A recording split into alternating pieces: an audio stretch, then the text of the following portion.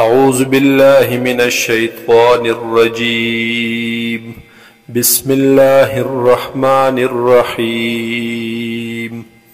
والذين كذبوا بآياتنا او هاغ کسان چې تکذیب کوي چې نسبت د دروغ کوي آیتونو زمونږ ته سنستدرجهم پس منگ نسو دوی لرا پا قلارا درجه پا درجه من حیثو دهاغ طرفنا لا یعلمون چی دوی تا دهاغی علم نشتا احساس ورط نشتا و املی لهم او زمحلت ورکو مدویتا ان کیدی بیشک تدبیر زما متین مضبوط دے.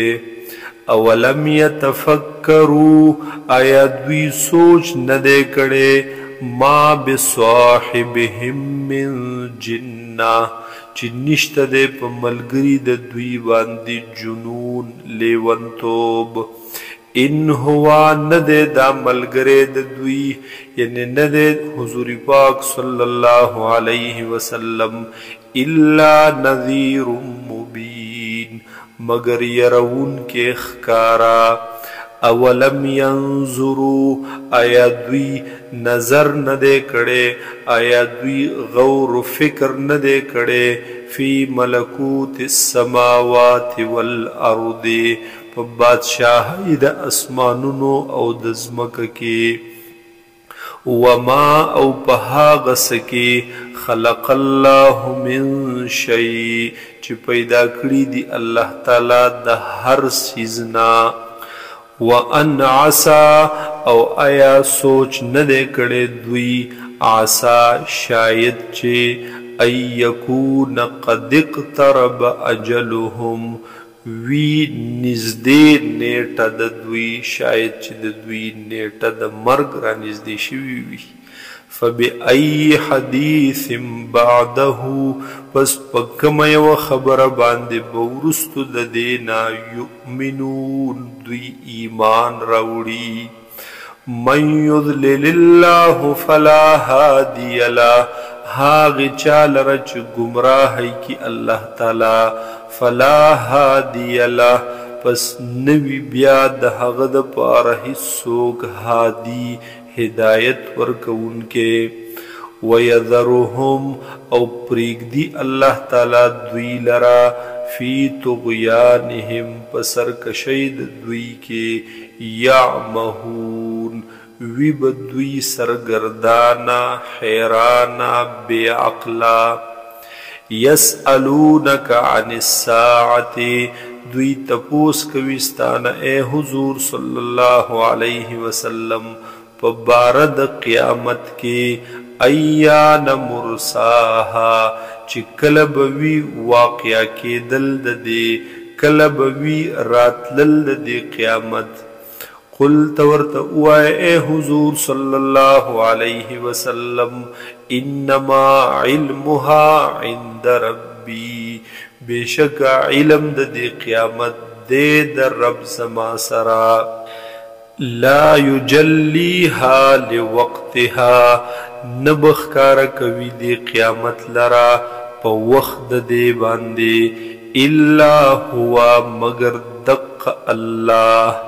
ثقلت فی السماوات والارض دا درن حادث دا یو حیبتناک خبر دے پا اسمانونو کی او پزمک کی. لا تأتیکم نمرازی دا قیامت تاسو تا الا بغتتن مگر ناساپا. یسألونکا دوی تپوس کوستانا اے حضور صلی اللہ علیہ وسلم کأنک حفی عنہا گویا کہ تا تلاش کون کے دیلرا تلٹن کوی ددے. قل تورت اوائے اے حضور صلی اللہ علیہ وسلم انما علمها عند اللہ بے شک علم دے علم د قیامت دے د اللہ سرا. ولكن اکثر الناس لا يعلمون لیکن اکثر د خلقنا پویږي نه دوی. قلت ورته ووایه اے نبی علیه السلام لا املک لنفسی زه نیمه مالک نیمه واکمن اختیارمن د خپل ځان دپاره نفعا ولا ضرا نه د نفع او نه د ضرر نه د تکلیف الا ما شاء الله مگر کیږي به هغه څه چې وغواړي الله تعالی. ولو كنت اعلم الغیب او که چرته وی زه عالم په غیبو لاستکثرت من الخیر نو ډیر شی به مې جمع کړی و د خیر نه. وما مسنی السوء او نه به و را رسېدلی ما ته هیڅ قسمه تکلیف.